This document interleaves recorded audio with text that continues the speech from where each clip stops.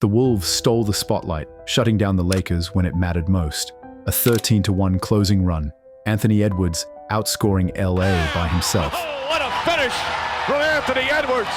A record-breaking LeBron performance was wasted.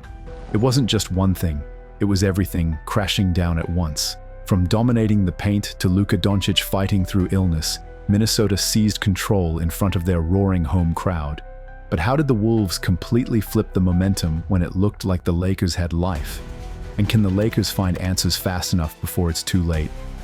Hit the like and subscribe button, and let's dive straight into the action. When it mattered most, Anthony Edwards showed why Minnesota trusts him with the keys. In the final 4:37 of Game 3, Edwards personally outscored the Lakers 7-1. Steps back, three-pointer, puts it in! Anthony Edwards drills the huge three! His step-back three to break a 103-103 tie was cold-blooded, and his dime to Naz Reid for a deep three was even colder. Reid, a three-pointer, bang! Naz Reid from downtown! He capped the run with a slashing layup through traffic, silencing the building. Sure, he wasn't hyper-efficient with 29 points on 26 shots, but that's irrelevant when you're making every winning play. Luca Doncic, sick and sluggish, couldn't match Edwards' late-game burst. Minnesota's young star simply snatched the moment away. It's not about perfect stats, it's about perfect timing, and Anthony delivered when the Wolves needed him most. His late-game leadership is starting to look like something teams just can't scheme away. Next up, let's talk about how the Wolves' size advantage crippled LA inside. If you want to find where the Lakers lost this one, start in the lane. Minnesota outscored LA by 30 points in the paint during Game 3 alone. Through 3 games, that's a jaw-dropping plus 42 advantage for the Wolves. Jackson Hayes barely stayed on the floor, leaving the Lakers' front court hopelessly undersized against Rudy Gobert and Karl-Anthony Towns. Every drive felt like a battle uphill. Meanwhile, the Wolves used deep post seals and relentless rim attacks to open up threes and free throws. Even when the Lakers switched to small ball, Minnesota bullied them with second-chance points and constant rim pressure. It's not just about rebounds, it's about taking the Lakers' spirit at the rim, possession after possession. Credit Chris Finch for knowing exactly where LA was most vulnerable and never letting up. Now, let's break down how LeBron James nearly dragged the Lakers across the finish line anyway. LeBron James turned back the clock in Game 3 with a monster 38-point, 10-rebound performance on 62% shooting. He became the oldest player ever to drop 35-plus points in a playoff game, topping himself from 2 years ago. In the second quarter alone, he poured in 16 points to keep a sputtering Lakers offense alive. In the fourth, he rattled off 3 straight threes that had Wolves fans holding their breath. Daniels in front of him. LeBron pulls up just inside the line and has got another bucket. But it wasn't enough. The turnovers, the defensive lapses, and a brutal 13-1 closing run crushed any chance of completing the comeback. LeBron's numbers might glitter, but basketball's cruelest truth is that heroes need help. He didn't get enough of it. Once fatigue crept in, the Wolves pounced. This performance should have been immortalized by a win, not buried under what-ifs. Speaking of help, Jaden McDaniels turned in a career night that blindsided the Lakers. Let's get into that.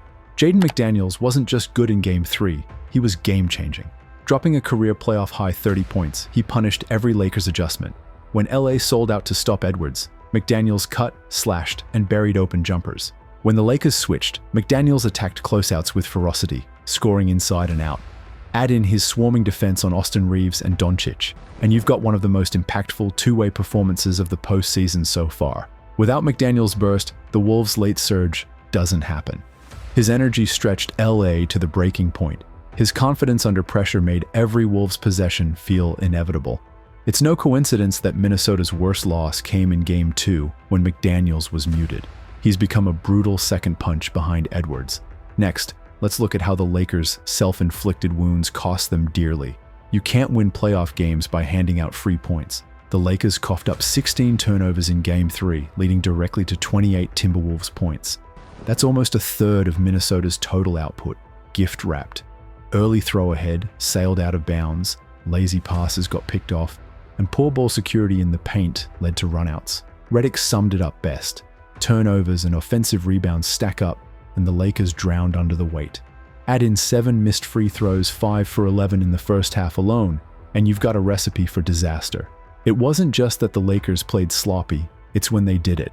Every fourth quarter turnover felt like a body blow. Minnesota didn't have to be perfect. They just had to be opportunistic, and the Lakers practically begged them to run away with it.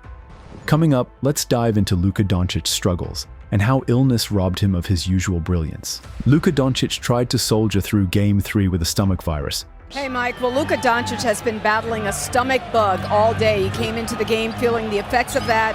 Upset stomach, low energy. He's looked a little shaky to start this game. But the effects were painfully obvious. He shot just 6 of 16 from the field, turned it over 5 times, and spent large stretches doubled over or missing defensive rotations. It wasn't about toughness. Luca clearly had very little in the tank. His 17 points, 8 assists, and 7 rebounds looked decent on paper. But in context, it was clear the Lakers needed more. They needed vintage Luca to survive. Instead, he could barely get a lift on his threes and was hesitantly attacking the paint. Teammates praised his effort post-game, but effort without execution doesn't move the scoreboard. Credit him for gutting it out. He's a warrior, but it highlighted how razor-thin the Lakers' margin really is. Now let's highlight how the Wolves' clutch genes shut the door on LA. A tied game at 437 felt like anyone's to win. The Wolves made sure it wasn't. After Luca's one-handed fadeaway tied it at 103-103, Minnesota's response was ice cold. A step-back 3 from Edwards, a Naz Reid bomb, and relentless defense that held LA to just 1 point the rest of the way. This wasn't luck, it was execution. The Wolves didn't panic. They ran sharp sets, forced LA into tough late-clock shots, and finished defensive possessions with boards. By contrast, the Lakers' legs looked gone. They missed all 5 of their final 3-point attempts and struggled to even generate clean looks. Naz Reid and Jaden McDaniels both took turns attacking mismatches, while Edwards calmly orchestrated. This was a clinic in poise under pressure. Finally, let's talk about what's ahead for both teams moving forward. With a 2-1 series lead and Game 4 still in Minneapolis, the Wolves are perfectly positioned to take full control. Edwards is surging, McDaniels is peaking, and Gobert is feasting inside. Meanwhile, the Lakers are scrambling. Luca's health is a major question mark, and they're leaning way too hard on LeBron to carry every possession. The supporting cast needs to show up, especially Austin Reeves, Rui Hachimura, and Gabe Vincent. The Lakers' rotation has shrunk to 6 reliable players, and fatigue is starting to creep in.